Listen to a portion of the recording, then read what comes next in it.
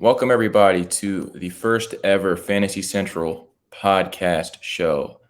For those of you who do not know me, which should be all of you, my name is Jesse. I am your resident football expert. My credentials, I used to work for USC football for many years. I worked with running backs, receivers, and quarterbacks, all of the flashy offensive positions that you all care about. I was able to learn from some great coaches. Running backs, Dylan McCullough, currently the associate head coach over at Indiana, former OC at USC, T. Martin, and I did some receivers together. He's now the receivers coach for the Ravens. And Graham Harrell, who helped me to understand the air raid and learn a lot of great offensive systems, is currently the offensive coordinator at USC. So some great offensive minds. Love football. I did some recruiting for USC too, scouting receivers for multiple different classes, and really excited to get this going. Obviously, the man over here needs no introduction, our fantasy expert, Micah Henry. You all know him from his incredible account where he's been helping you all out, hopefully to do it well and win your leagues. Micah, do you want to take it from there? Yeah, that was a great intro, bro. Yeah, Jesse's one of the smartest people I know, and this is really just exciting to have him on this show, to get this exposure so you guys can listen to what he has to say, So yeah, I mean, you guys all know me. I see, we have some listeners in already. So yeah, welcome guys. Welcome. But yeah, so the first segment of the show we're going to start is with just some real quick hits of what's going on in the league. And we're going to start out with Myles Gaskin. And what's going on with that Dolphins Myles Gaskin. That's a fun one. So Myles Gaskin, he has been announced by Brian Flores that the Miami Dolphins are going to be utilizing a running back by committee this year, which everyone in the fantasy community absolutely loves to hear. I'm absolutely sure of it. Committee is the best word for any fantasy player. Of course not. So, Micah, does Brian Flores saying this about Myles Gaskin, does it scare you off? Does it drop him off your board? Does it drop him down your board? What are your initial thoughts here? Man, I last year I sold all my Myles Gaskin shares in Dynasty. I sold them all like last winter, and I kind of felt this kind of coming. Gaskin was never really a high draft guy. He was he was a 7th round pick. He was never really a guy that was going to be like a workhorse for a team. So I mean, yeah, I was never too in on him, and I'm not too in on him now. So he's still a clear avoid for me. Yeah, he was a good little player over at Washington, Pac-12 guy. My experience at USC, I'm familiar with him well. And yeah, you looked at him in the preseason game. He obviously flashes a lot more than the other guys. Malcolm Brown. I do think that there is some skill over there in the form of Salvin Ahmed, but it does concern you if this is serious. So I definitely think it's worth. When you're drafting Myles Gaskin, it's worth your consideration. It drops him to the bottom of that tier. I don't think it drops him into that running back dead zone, but certainly in that, Mike Davis, Chase Edmonds, Javonte Williams kind of area, I'm taking Myles Gaskin after the names like that now, personally. I agree. Moving along, the Rams are reportedly all in on Darrell Henderson as their featured back. Micah, are we drafting Darrell Henderson far too low right now? I don't know. I mean, that ADP's been soaring lately. So, I mean, he's a good running back. We saw last year when he got his opportunity. He's a good running back. He just can't stay on the field. So, I mean, with the opportunity now in his hands to be the guy, as long as he stays healthy, I'm fine taking him as my RB2. I'm not taking him as my RB1, but I'm fine with him as my RB2, RB3 type guy. So, let me put it this way. Darrell Henderson or Josh Jacobs? Jacobs all day. Easy. Jacobs? Okay, so that's no hesitation. Okay. How about Chris Carson? Has a little hesitation, but I'll take Carson. Okay, so that's for those of you out there, that kind of establishes right there. He's kind of the bottom end of that firm RB2 kind of guy, someone you can trust as your week in, week out RB2, but he kind of is pulling up at the bottom half of that in Micah's mind. I think of him pretty similarly. I go back and forward. It's just the volume is so tempting there. We know how much the Rams love to run the ball. They have such a good scheme over there that helps their running backs to just be super productive. But like you said, there's injury concerns that loom, and they do have a lot of other backs. I think that as long as he's healthy, he is going to get those touches, but this does have the makings of a very pass-heavy season for them. So if nothing else, this is making me take a long, hard look at those Rams pass catchers. Very excited to see what they can do this year. I agree. Next, we have, according to the Broncos beat writers, Drew Lock appears poised to win this quarterback one battle and start the year as the starting quarterback. Micah, Drew Lock, do you have any interest in him in fantasy? And does this news change your opinion on any of their pass catchers, Judy, Sutton, Fant, anyone like that?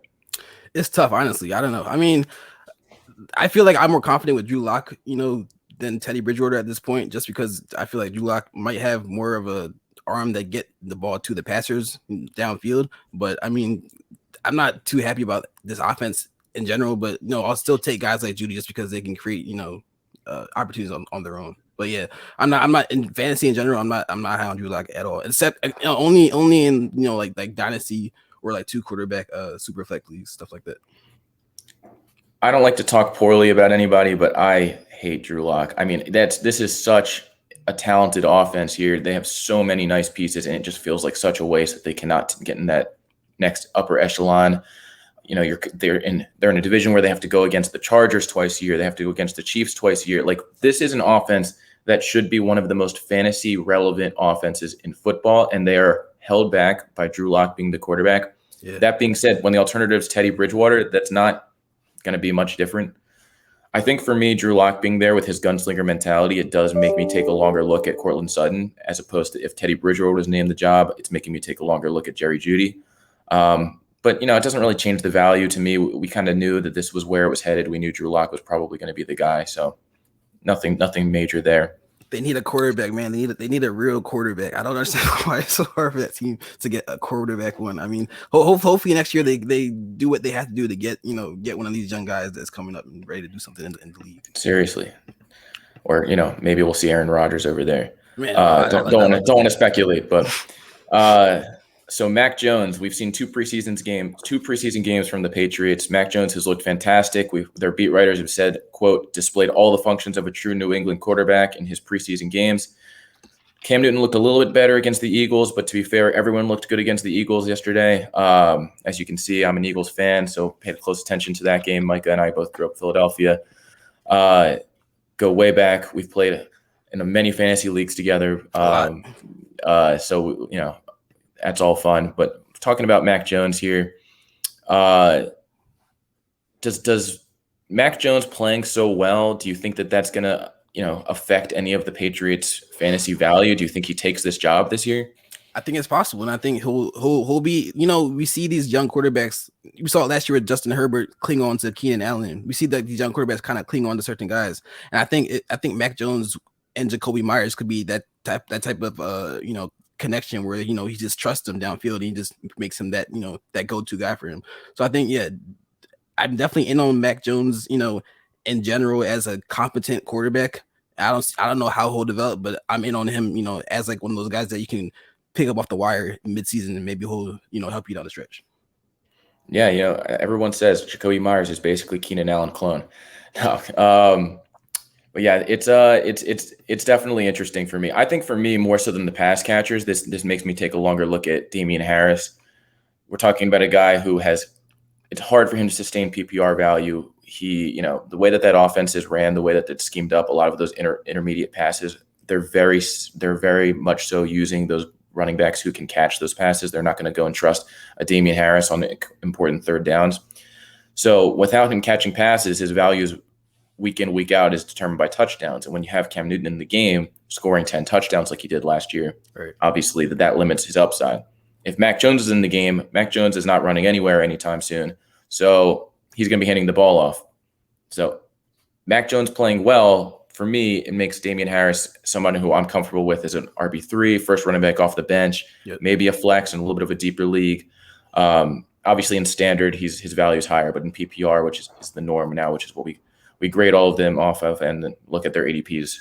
He's a guy that Mac Jones increases his value.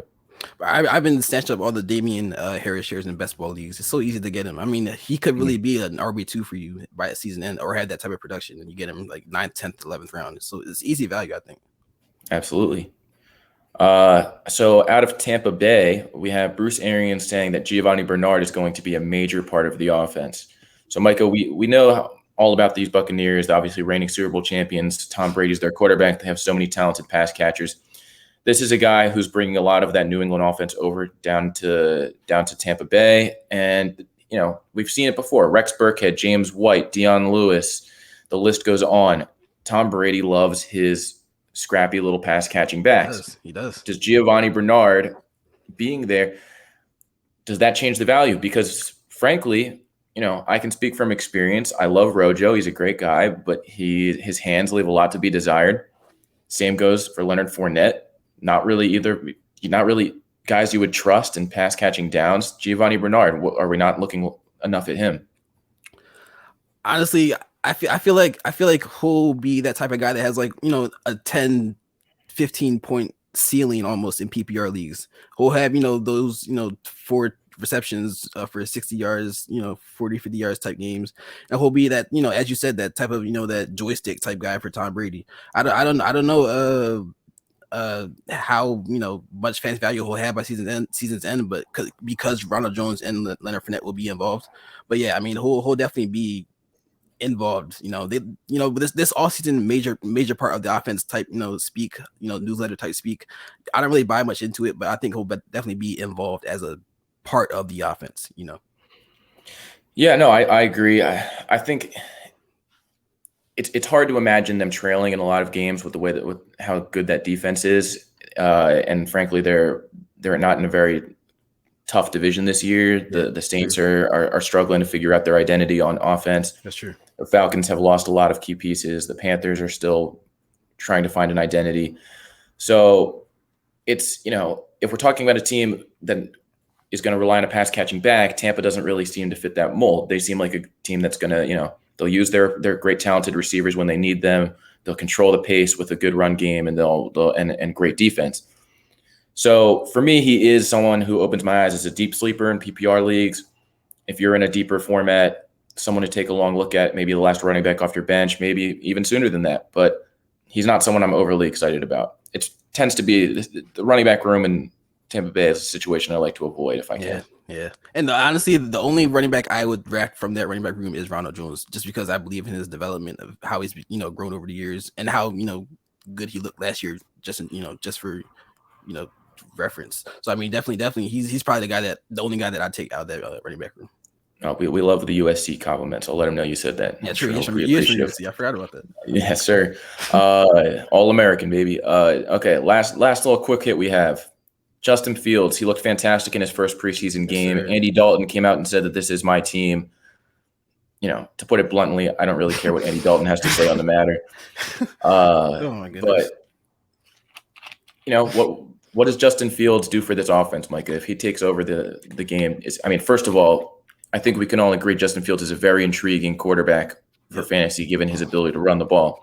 But I'm talking more about what he does for the rest of the Bears players. What does he do for Allen Robinson, Darnell Mooney, those tight ends, David Montgomery? What does he do to their value?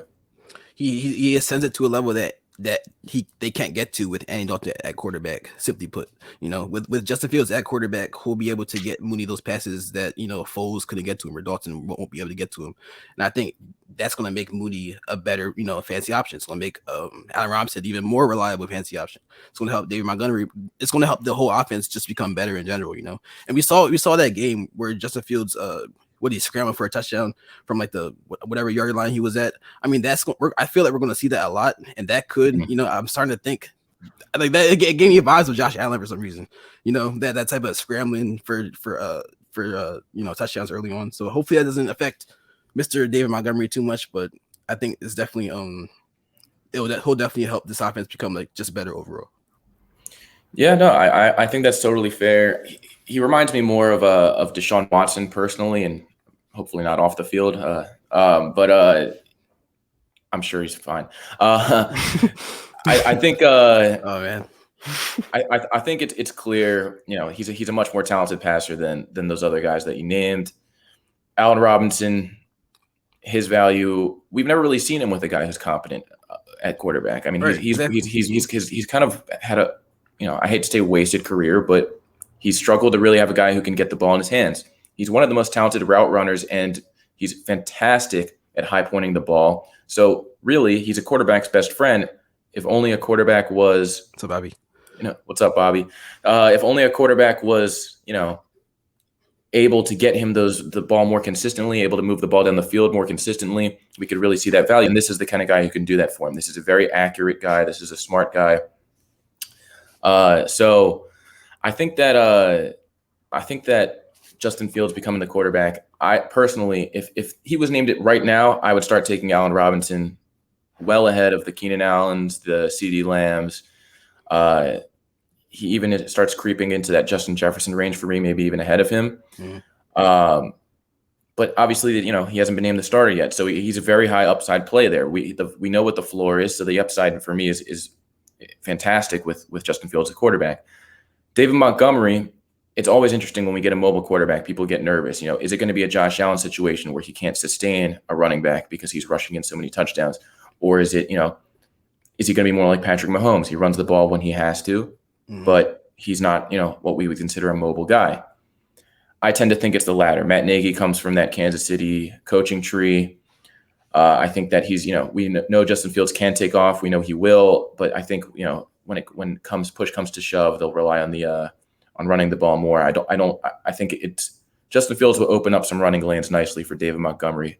The offensive line there is a little bit of a question mark after Tevin Jenkins got hurt, their rookie left tackle. So I think that the legs of Justin Fields would do David Montgomery more good than harm. I like it. I do agree. I do agree that in general that could be the idea, but I do worry about just specifically those goal line carries that Fields gets to others. But we'll see what happens. You never know. We'll see. Yeah. Well, you never know. You never know in this business. Yeah. All right. So let's move on from the quick hits. Today is going to be our running backs sleepers and busts show. So, Micah, why don't you start us off here? We're going to talk about sleepers and busts. Now, when we talk about sleepers and busts, this is very, this is based on ADP, right? So This is not saying that this guy is going to be a star or a breakout or, win you a league, or it's not saying that the guy sucks and you should completely avoid him altogether. What it's saying is that based on what their ADP is, this is someone who you should target. Their ADP is they're getting drafted way lower than they should, or it's someone who I'm not getting a lot of shares of because he tends to go higher than I'm willing to take him. So Micah, with that in mind, let's start us off with your first sleeper. Yeah, so my first guy that I think people are just not giving enough credit to is Miles Sanders. I don't understand. I've seen drafts of him going like in the 70th, around 70th overall in like these best ball leagues. And I'm like, this guy's gonna be the starting running back for the Eagles this season. That's not really up for debate at this point. He's gonna be the guy to start out. Yeah, they got Kenneth Gainwell who could start stealing some touches here and there, but I mean Miles Sanders is gonna be the guy, and he's a good football player.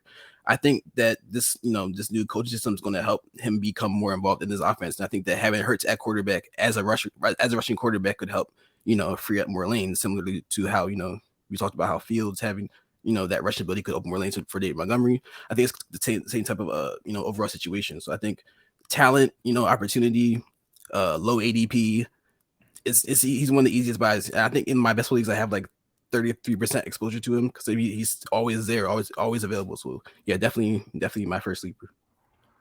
I personally am not taking a lot of shares of Miles Sanders. It's not that I think that he's a bust per se. I don't think his ADP is too high per se. It's just where he's going. I'm not necessarily comfortable with that. He is the RB19 in PPR leagues according to Fantasy Pros, so he's firmly in that RB2 range. So if you're drafting Miles Sanders there, you're saying that this is going to be a week in, week out starter for me as my RB2. Now, last year, that wasn't truly the case. There was a lot of injuries, and we look at that running back room. You mentioned Kenneth Gainwell. There's still Boston Scott. There's still Jordan Howard. So this is a crowded running back room. This is a team that we wonder how many scoring opportunities there's going to be. We hear a lot about the drops in training camp. We hear the news has just not been going his way. So if there was ever, I agree, if there was ever a time to buy low on Miles Sanders, it's right now. But at the same time, he's not someone who I'm comfortable with week in, week out personally. I would rather wait, get a more high-end wide receiver, and take an upside play later on personally. But are we truly worried about Jordan Howard? I'm not. I'm sorry. I can't say I'm worried about him. I mean, he's a ground and pound guy. He's the kind of guy, it's going to get to third and inches, fourth and inches, third and goal, fourth and goal. Like, are we going to see them? Miles Sanders has a slight frame. He's a one cut up north-south runner, so we do like that for those kind of situations. But he has a slight frame. Jordan Howard's the kind of guy. If I need the ball over the pylon, I'm trusting him to pound it in there. I don't know if it's the same. It's the same to be said. Yeah, the ghost of Jordan Howard. They're not keeping him to have no role. He's a one touchdown guy. One yard, 1 yard, 1 touchdown type. Look, type I get it. person. I'm not saying Jordan Howard has any standalone value whatsoever. And I'm not saying the same for really any of those running backs. I know. If I'm taking an Eagles running back, it's Sanders. But if they're using a committee where they're using these guys role by role, what else is Jordan Howard there for? You're not having him in the game to catch passes. You're not having him in the game to block. You're not having him in the game for screens. You're not having him in the game in first, second down, probably. That's what he's there for. He's there to pick up those short yardage plays. That's what he's think, how they used Jonathan Taylor and Naheem Hines last year. They have their set roles, right? They have their set roles. So that's what he's there for. Oh yeah, he'll get touches, I guess. Yeah, we'll see what happens. Oh, just a quick note from Matt Williams. What's up, Matt? Shout out to Matt. I did just a little disclosure. This is my first time streaming to Twitter from my from Periscope. So I forgot about some of the comments. So I'm gonna bring up some of them now. D. Morello, Jacoby Myers, WRP. What does that mean? WRP. I don't know, but anytime you say Jacoby Myers and God in the same sentence, I have to really wonder what you're going for there. I like Myers too, though. I know that's a compliment. No, he's a good. Regardless, yeah, I love Myers. I love Myers. I'm the Boston Spawn. My man Tim. Dalton probably starts game 1. I won't be surprised. I agree. I think Dalton's starting game 1. It's just you never know with these things. Shit can hit the fan really fast, and we're also more talking down the road. Justin Fields. What if he takes over game 2? What if Dalton? They don't have a tough schedule or an easy schedule to start the year. Sorry, so if he gets blown out in the first game, you could quickly see Justin Fields in game 2. Not even the first game, bro. I'm talking about like the first 2 quarters. You could see that should come in the second half of the first game. I think that then he just soars off from there. Yeah, but definitely possible. Back to running backs. Sleepers. All right, who's your next sleeper? My next sleeper, James Robinson. So we know what he did last year. You know how good he is. We saw the tape. We see the numbers. They draft Travis Etienne, and now it's a little more sketchy. But I mean, I think Robinson, at least for the first few weeks of the season, he's going to be a guy that can help you as like an RB2, maybe better. I think Etienne will be involved. I think he'll get more involved as the season progresses. But for the first half of the season, he's going to be a guy that I think can be an RB2 for your fantasy teams. Yeah, I mean it's honestly it's interesting, right? It's you're talking about a guy. He was a UDFA last year. He's incredibly cheap. You got Urban Meyer comes in as the coach, and he drafts Travis Etienne. First thing we hear about him is that they're using him as a receiver, which tells you like what exactly is this guy's role going to be? They have Laviska Shenault, who is already in that kind of a yards after catch, short intermediate route kind of role. So it almost feels like a forced pick to make Trevor Lawrence comfortable, but now you got to use him, right? You spent the first round pick on him, you got to use him. So it's just a shame because the potential for James Robinson to be a star after what we saw last year was really there, and it really handicaps both of their value to have them both there. That being said, it was kind of sad. Yeah, it's kind of sad, right? But that being said, this is also a team that has Carlos Hyde in the lineup. This is Urban Meyer. We know he likes to use multiple running backs from what he's done in college. Another guy who likes the set roles kind of thing. In a PPR league, you can understand why people are more excited about Etienne. Obviously, he has that skill set. Obviously, he has the familiarity with Trevor Lawrence. So Trevor Lawrence, in turn, has that familiarity with him. At the same time, I agree. James Robinson is going lower. And if I'm taking one of them, I'd rather wait and take James Robinson and, hope for the upside to be there. Yep. Because we really don't know what the situation is going to shake out to look like. So it's all about it's a waiting game. It's all about value, right? So if Etienne's going first, I'm waiting for James Robinson. That's just what it looks like right now. I agree. We got another comment from Mr. I'm sorry, I'm not good with Spanish. I'm going to try to pronounce it as best as I can. Ricardinho. We have I have the 10th pick, standard league. What's the strategy here? Y'all are killing it. Okay. Standard league 10th overall pick. Meaning I'm taking 2 running backs. I'll tell you that right off the bat. I'm taking 2 running backs right at the turn. Yeah. It's going to be a long wait for your next running back. Yeah, I agree. If you get to the 10th pick and you have Joe Mixon sitting there and Najee Harris sitting there, or Joe Mixon, even Clyde, J.K. Dobbins, like I'm getting 2 running backs there. I'll wait for receivers and wait for everything else. You might have to wait late till you take your quarterback or tight end to make this work, but that's how I'm most comfortable with my team. I agree. And now we have Mr. Gabe Gross. Boys, When does Trey Lance get his first start, and how much upside would you say he has?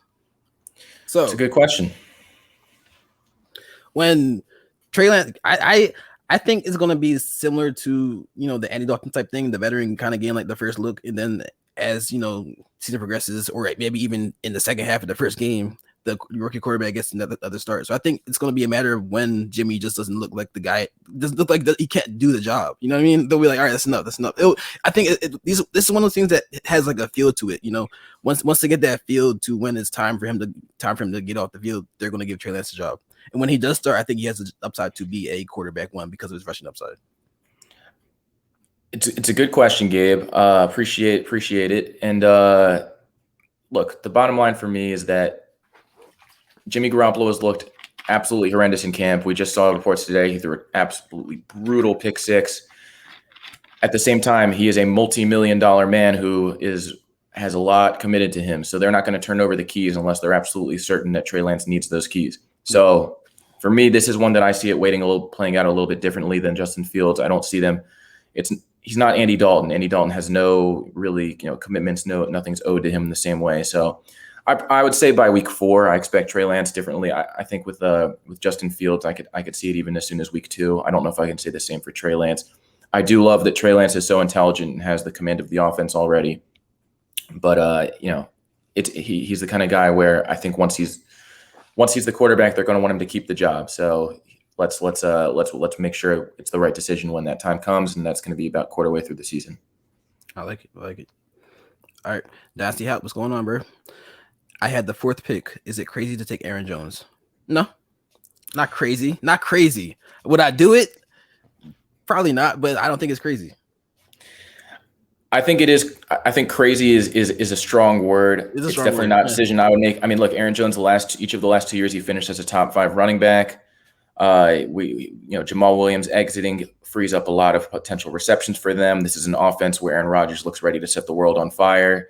Mm-hmm. So, I do think that it's not crazy, but it's so hard to take him over. If we assume that based on ADP, McCaffrey, Dalvin Cook are 1 and 2. You're basically saying, am I taking Aaron Jones over one of Kamara or Derrick Henry, depending on format?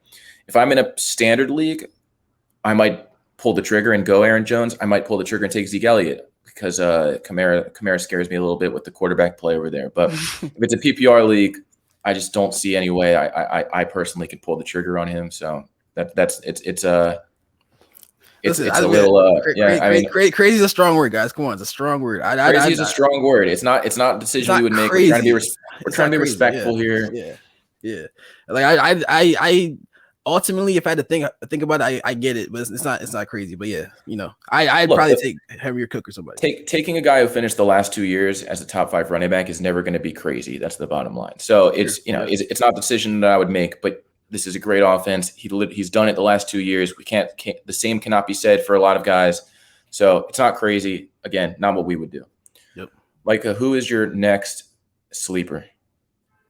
All righty, guys.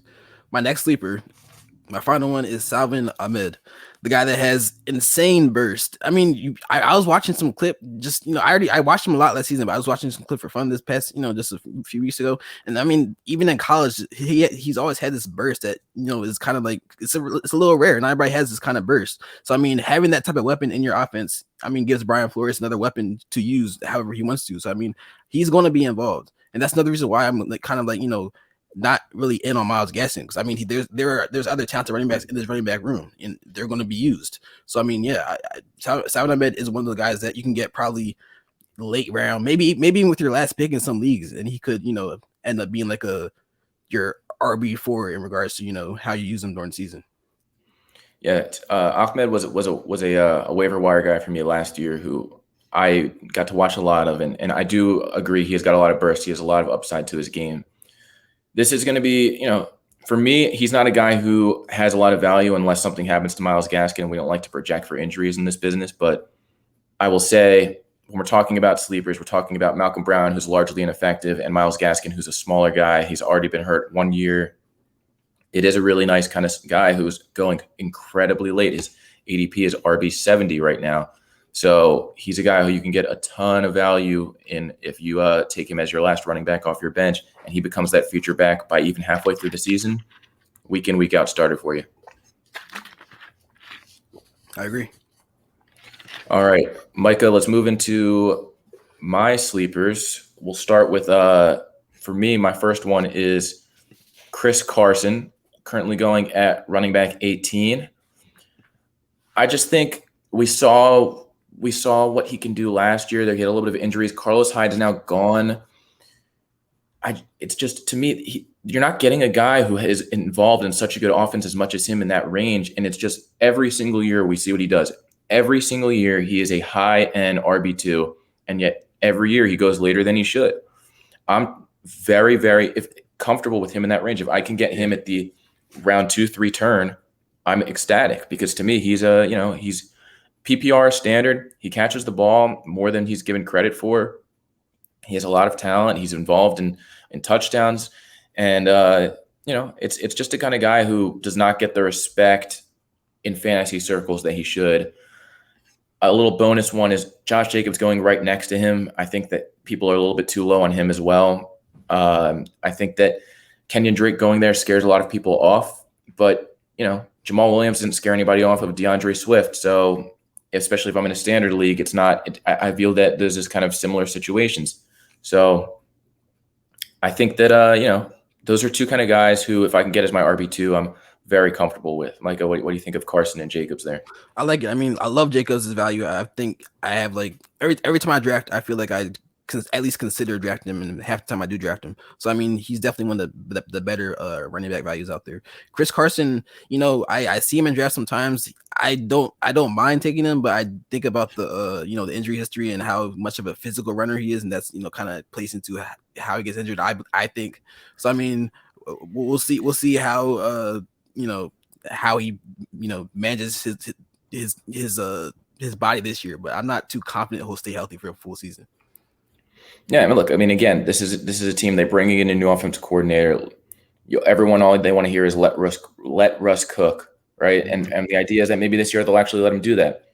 I'm not so sure about that. Last year he was cooking, and the offense got too one-dimensional, so they fired Brian Schottenheimer, citing that they wanted to run the ball even more. Is that what they should do? I'm not necessarily in agreement, but that's not what I'm here to judge. I'm here to judge them from a fantasy aspect. So if their goal is to come in here with a balanced offense, and you're talking about a running back room that's Chris Carson. Yeah, Rashad Penny's there. He finally looks healthy. I'm sorry. The talent's never really been there at the NFL level for Rashad Penny. The game seems to be a little too fast for him. That's for me. That's just a guy who I don't see anyone else really there threatening to take his touches away, and they're going to score points. Yeah, nobody. You should not be scared of Mr. Kenyon Drake. He's not that good. I mean, he's not that good. He's really not. He was in a committee at Alabama. He was drafted purely based on upside to Miami. He absolutely flailed out at Miami, and yeah, he had a nice year in Arizona. But with those wide open running lanes that the air raid offense brings, I could have a nice year at Arizona. So, I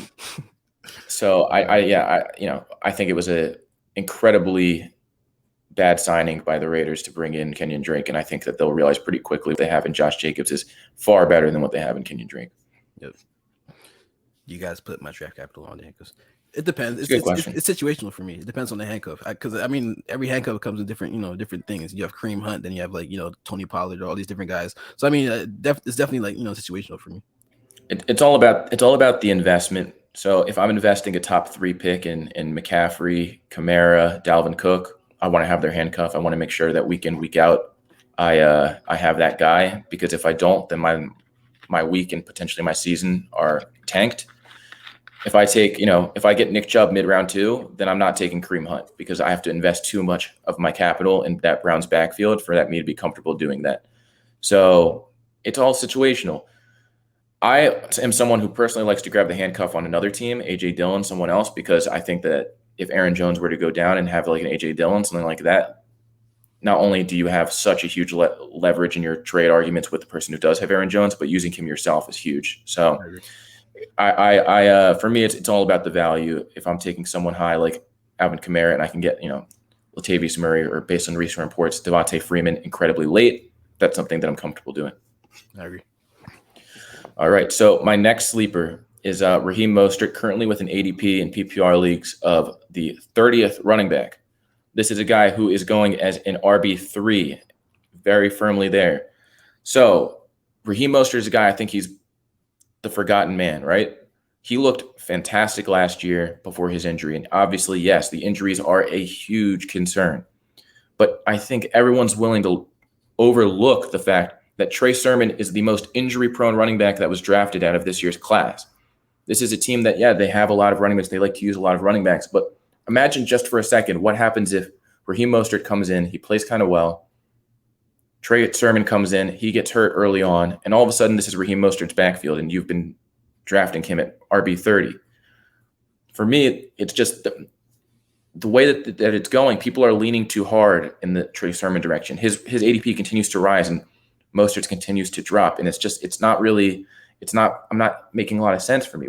Based on their offensive scheme, this zone scheme that they have, Raheem Mostert is just the perfect running back for that offense. So yeah, Trey Sermon's going to get his touches. But they got rid of Jerick McKinnon. They got rid of Tevin Coleman. There's a lot of touches in the backfield to go around. So Trey Sermon can still get his touches without affecting or even hurting Raheem Mostert's value. He's someone who, don't sleep on him, because he could be just as good as he was last year before he got hurt. And if he does stay healthy, he could be somebody who wins a year league. You know, that because I was completely out on Raheem Mostert, but that little spiel that got me. I'm like, okay, that you know, it's kind of similar. I see it similar to the, my James Robinson analysis, just how he could, be that guy to start the season. I don't know how it will be week 11, week 10, week 13, but I think, as you said, if injuries crop up in that running back room, I think he could end up being an RB2 for you that you got this late. Good call. Yeah. I like it. Yeah. I'm always reluctant to give away my tips since, like I said, Micah and I are in so many leagues together. I'm like, I got to do it, but it makes me nervous. All right. So my last sleeper is Michael Carter. I think this is one that's been popular around some fantasy circles. He's more of a scat back. He's more of that kind of guy. You're going to use him in the screen game. He's got a nice little wiggle to him. Was a star at UNC playing next to Javonte Williams, another star over there. Super excited about both of them and their NFL futures. But, this is a Jets team. They're investing a lot in their O-line. They're investing a lot in those skill positions. They're really trying to see what they have, see their identity. And for me, what it comes down to is Mike LaFleur coming over to run this offense. This is a guy who's going to run the ball. Yeah, they have Tevin Coleman there, but, man, that dude is made of glass. They have Michael Carter there who, yeah, he wasn't the highest investment of a draft pick, but that doesn't mean that you should take anything away from his talent. You can't let the talent get in the way of where they're drafted. So this is the most talented running back on the Jets. It's the Jets, right? So we don't know how much they're going to score, but we do know they're going to be behind in a lot of games. So I'm going to take the guy who can catch the passes, the guy who brings a little bit more to the table in terms of his skill set, and I'm going to bank on him having a week in, week out role. Yeah, I've probably been sleeping on Michael Carter a little bit, just because I like Ty Johnson. I kind of like, I like his game a little bit. I feel like they might really have this type of, committee approach. But I mean, it is possible that Michael Carter emerges as, the main, fantasy asset from that backfield. So I like that call. All right, let's move along here. Micah, who is your first bust of a running back? Who is the guy who you are saying this guy is going too high? People are gonna be like, "Oh, what are you talking about?" Listen, I don't draft Nick Chubb because there's one reason why I don't draft Nick Chubb. It's because of Kareem Hunt. If Kareem Hunt was not on this offense, Nick Chubb will probably be the RB2 in most leagues. I think he'd be one of the first running backs off the board, and people might even be talking about him as the RB1 in all formats. He's arguably the best running back in football, and I think that if he was the guy, he'd be the RB1. But Kareem Hunt is there, and I think you can't ignore that. You can't ignore the fact that he gets touches, that he gets opportunities, he gets targets, and Chubb is insanely talented. He's a great guy, great quarterback, great running back, great player. But I think, Kareem Hunt being there really does, limit his ceiling, limit what he can do for you during the season. Look, I could not agree with you more on this one. Nick Chubb currently going as the RB7 in PPR leagues, firm first round pick for most people, sometimes sliding into round two. Kareem Hunt is not going away anytime soon, right? It'd be one thing if we're talking about him as an overqualified pass catching back. Yeah, that's what he is on most plays. He's overqualified for that kind of a role, but that's why he's also in so much in the red zone, and we see them split touchdowns a lot of games. There's a lot of games where Nick Chubb is grounding and pounding, and all of a sudden the carpet gets pulled out from under him, and they throw Kareem Hunt in the game, and he steals a touchdown. Very frustrating situation. At that ADP, we're talking about a guy who last year averaged about 15 to 18 PPR points in a given week, right? That's fine. Very solid. But that's not someone who you're relying on to be your RB1 in a PPR league, right? Like if I'm drafting a guy in the first round, I want to see over 20 points from him. Right. Mm-hmm. And that's obviously, that's hard to predict, but not 15. 15 points in a PPR league from a guy I'm taking in the first round, it's not doing it for me. And that's average, right? So you also get a lot of weeks where he's going to drop a dud because Kareem Hunt's running the show. So yeah, could he win you some weeks? Yeah, but he could also lose you some weeks. It evens out. And it's just the kind of guy I'm not comfortable with given the Kareem Hunt role. If I'm taking one of them, I'm taking Kareem Hunt later on. But if he falls to round 2, yeah, grab him. If he falls to round 2, for sure. I'm not saying avoid the guy. If he's there early round 2, you can get him as your RB2. That's a great RB2 because the upside's there with your RB1, and he's super reliable as an RB2. But don't rely on him as your RB1, thinking that he's going to win you your weeks week in, week out. At this point, I think I have a lot more Kareem Hunt shares than Nick Chubb shares, and that's for all this the reasons we talked about.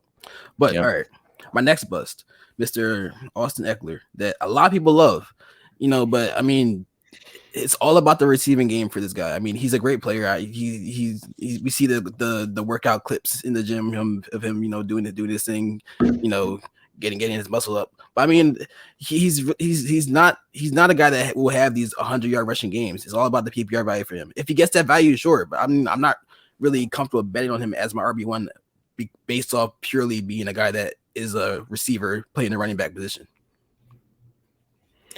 Yeah, look, I disagree with you a little bit on this one. I'll be honest. I think that obviously Brandon Staley came out the other day and he said this is a situation to monitor. They're going to go with a committee is what he said. We saw what happened when Austin Eckler got hurt last year. The running backs, Joshua Kelly, frankly, I mean, you could go down the list of who's in their room. No one really showed a lot of promise in that role that was vacated by Eckler. He's the most talented guy in that room. This is an offense that's poised to really explode with Justin Herbert after that record-breaking year he had last year. They're going to be playing the Chiefs. They're going to be in some games that I don't trust their defense. They're going to be playing from behind in some games. They're just going to pour on a lot of points. I don't see how you can be afraid of Austin Eckler. Now, that being said, again, this is not Micah saying to avoid him. Micah's saying this is the RB9 in PPR, which is what he is right now, the RB9. He's saying that it makes him a little bit nervous that the ADP. For me, I think that that's fair. I would take him there every day of the week. I'm not scared of him. I think that, this is just an offense I want as many pieces of as I can get. So happy to have him in the first round for sure. Taking him ahead of Nick Chubb, put it that way. Yeah. Yeah. I guess if you ask me who would you take, Chubb or Eckler, I'd say Eckler. Yeah, I'm with you. Yeah. All right. And my last bust, the guy that we really touched on a couple times in the show already, Myles Gaskin. I'm not touching him in any drafts. I sold him in all my dynasty leagues. I would sell him again in all my dynasty leagues. I don't want any shares of him going forward in any format. Fair enough. He is the RB22 right now. Now, that puts him in the pretty firm, RB2, RB3 borderline kind of range there. If that continues to drop, if we start seeing him at that RB 26, 27, 28 range, that's when I start grabbing him again. Because if people get too low on him after these committee reports, then that's when you start to say, okay, now he's a value. But where he's at right now, it's a little bit too high. I'm not comfortable with him in that range. So it's basically saying that he's going to be at least like a low end RB2, something like that. And that's not. Right. I don't know. I can't bank on that. Right. All right. Let's move into some of my busts. I'm going to start with Najee Harris, who's currently going as the RB11. Najee Harris is an incredibly talented guy.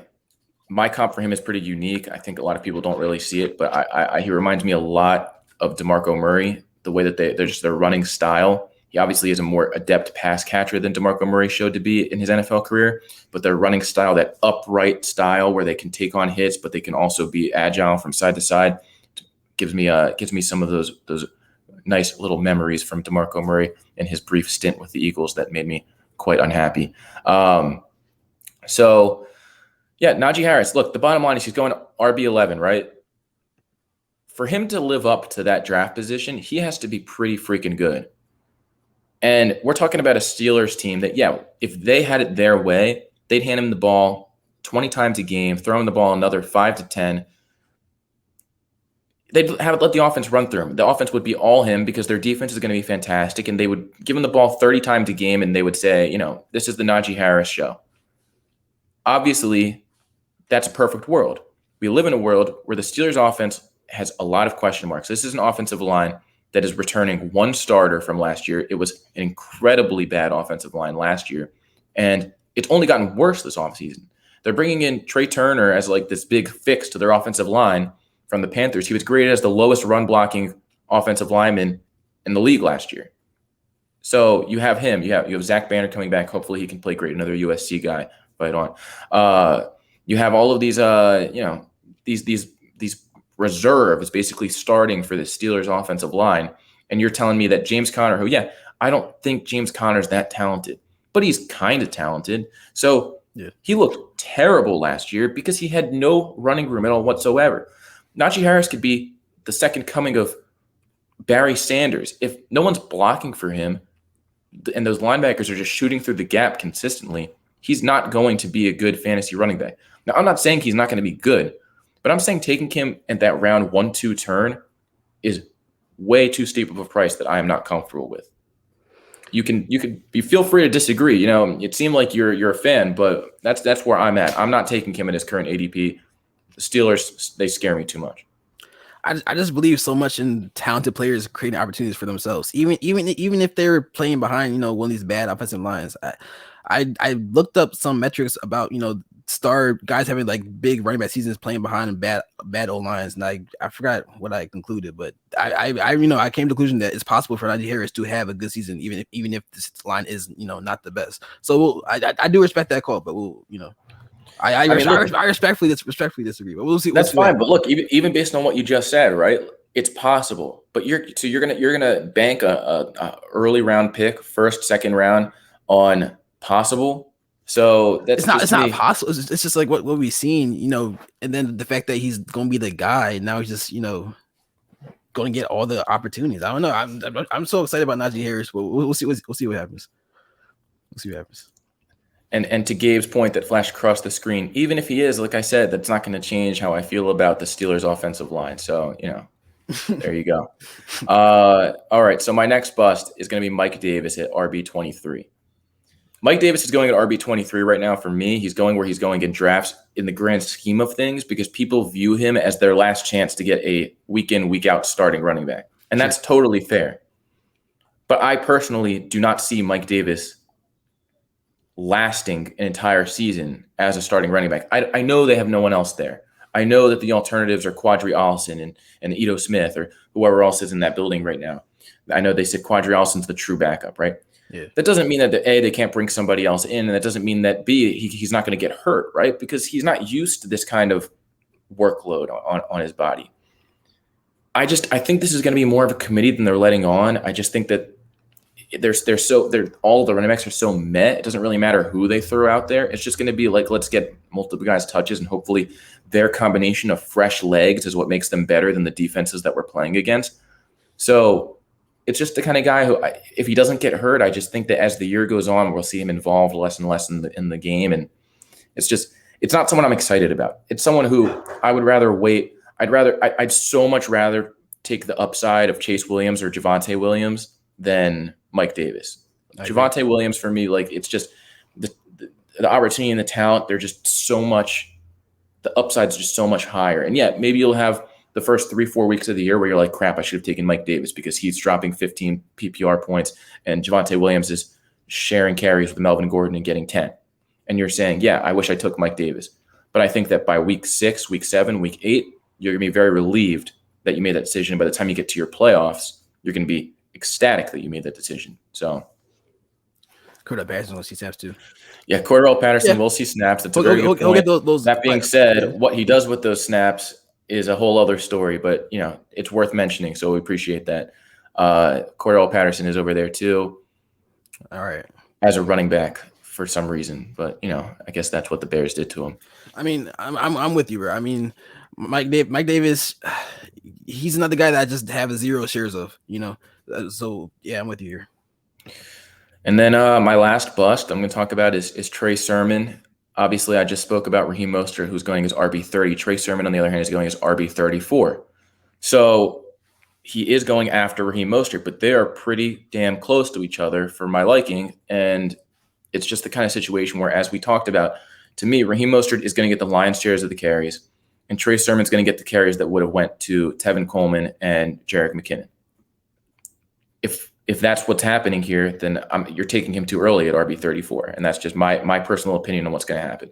He's a talented guy, but he's very injury prone, and you have to proceed with caution. If you're the coaching staff, you want him to last all year. You got to see what happens. So yeah, could Raheem Mostert get hurt? Absolutely, but so same thing could be said for Trey Sermon. So don't draft Trey Sermon thinking Raheem Mostert's going to get hurt. Is my bottom line, because Trey Sermon could just as easily, if not even more easily, get hurt than Raheem Mostert, given his track record and what we've seen from him at Ohio State. I can see it. I'm with you. I would draft Sermon if I'm like, say I went kind of weak on running back early. I kind of just need a guy that could have the upside. I might, take a chance on him. But yeah, I definitely see the downside with him going forward. Yep. All right, guys. All right. And now we're going to the mailbag. Yep. Last segment. Mailbag questions. All right. First one. All right. David Montgomery or Clyde Edwards-Helaire as your keeper. Who are you keeping? Montgomery or Clyde Edwards-Helaire as your keeper? Yes, I mean, this was someone who said that this was going to be their second keeper. They're deciding between Montgomery and CEH. I mean, for me, this is a no-brainer. I'm going CEH. I just think that, people are a little bit too down on him after that rough year he had last year. He's a very talented guy. He was drafted in the first round for a reason. And at the end of the day, when in doubt, the Chiefs' offense is just better than every other offense in the league. Yeah. So, Dave Montgomery really was spectacular down the stretch last year, but it was with a notoriously easy schedule. And that's not to say that I'm writing off his season and his potential because of that schedule, but it is saying I'm not taking him over CEH in any league just because he finished the year strong. Yeah, give me Clyde all day. People, it annoys me how heavily he slept on. People don't understand how talented this man is. I don't care how small he is. He's a good football player. He's a good running back. And as you said, he plays in one of the best offenses in the league. I mean, every rookie last year had to play without a preseason, right? So for some guys, maybe it was just they weren't ready for the league after having basically no training camp and no preseason. So if we assume he's potentially one of those guys, and now he's had over a year to learn the offense and get comfortable, the sky's the limit. I agree. All right, second question: half PPR, 3 keepers. Your first 2 keepers are Aaron Jones round 1, Travis Kelce round 2. Who are you keeping for your third keeper? Keenan Allen, round 3. J.K. Dobbins, round 4. T. Higgins, round 10. Jerry Jeudy, round 12. As your third keeper. Half PPR. It's a good question. So it's half PPR. First of all, I'm definitely taking Dobbins out of this group, right? Yeah. Round 4, to me, that's the best value in half PPR. However, I might have to disagree with your locks here. I might be keeping T. Higgins in round 10 over Aaron Jones in round 1 because of the value there. I think that I personally am a big fan of T. Higgins, and I think that you're not really, especially depending on where your pick is, we didn't have that information, but if you're drafting in the first half of your draft, even top 6, top 7, top 8, unless you have literally the last pick of your draft, I'm going with T. Higgins. I'm taking the value in round 10. That's way further down than he should be going, and I'm banking on somebody being there for me that is going to be equatable in value to Aaron Jones in round 1. I do automatically downgrade receivers in half PPR, but Higgins feels like a guy that will get it'll be touchdowns that will be like one of his strengths because of his because of his physique and how he plays his game. So I mean, yeah, I like that's interesting. I like that call. If you're dead set on Aaron Jones and Kelce, I'm still taking Dobbins in round 4 because it's such a nice value there, and with it being half PPR, you don't have to worry about him not catching the ball as much. But if you're not dead set on it, I think it's worth consideration. Higgins over Aaron Jones for sure. And all right, guys, last mailbag question of the night of the show. Rank these three: Derrick Henry, Alvin Kamara, Dalvin Cook. I'll go first in that order. That's what I'm doing. Henry, Kamara, Cook. Yeah, I'm gonna have to strongly disagree with you here. I just think, I mean, I have to take Dalvin Cook first. Had Fair. such a spectacular year last year. Fair. The offense just completely goes through him, and I think that we could even see a higher usage rate this year, more receptions. The sky's the limit for that dude. He's the only guy who has a chance to touch what McCaffrey does in a world where McCaffrey's healthy. Kamara, I absolutely love Kamara. I personally believe Kamara is the most talented running back in the league because, to me, the most undervalued trait a running back can have is balance, and no one has as good balance if you watch them play than Alvin Kamara. He's a do-it-all back. If we're in a PPR league, I will take him over Derrick Henry, but I'll think about it with Derrick Henry. I'm still taking him because of those receptions are just, he caught 80 balls each of the last 3 years. And yeah, Taysom Hill obviously slowed that down, but with Michael Thomas out of the lineup, that evens those things out. And if Jameis Winston's the quarterback there and they, after the years he spent learning under Drew Brees to, instead of take dumb, deep shots on the field that inevitably result in picks, maybe when the situation breaks down, dump the ball off to your most talented weapon in 41. That's the kind of guy who elevates Kamara's value to what he was last year, which is the RB1 in fantasy. So I'm going pretty solidly Dalvin Cook, Alvin Kamara, Derrick Henry, which is generally the consensus in PPR leagues. And in non-PPR, I'll take Derrick Henry at RB3 over Kamara just because of the receptions are so key for Kamara's value. Very fair. All right, guys. And that is the show. As I said before, this is my first time, streaming directly from Periscope to Twitter. So I appreciate everybody that was asking questions, interacting with us. I appreciate it. Thank you, man. Appreciate you, bro. Yeah, we appreciate that. And I appreciate all the support, guys. We're gonna try to have this show out this time, 6 p.m. Eastern, every single Friday to keep it consistent, so you guys know when to look out for us. And yeah. Feel free to shoot us some mailbag questions throughout the week, whether that's straight to Micah at Fantasy Central as you've been doing. I'm more than happy to answer questions throughout the week as well. Follow Jesse. Love the questions. Follow Jesse on Twitter. Yeah. That's his Twitter. Follow him. Please follow Jesse. I mean, we're happy to keep doing this and give us your questions. We're happy to answer them and help you win your league. So feel free. All right, guys. We'll see you next week.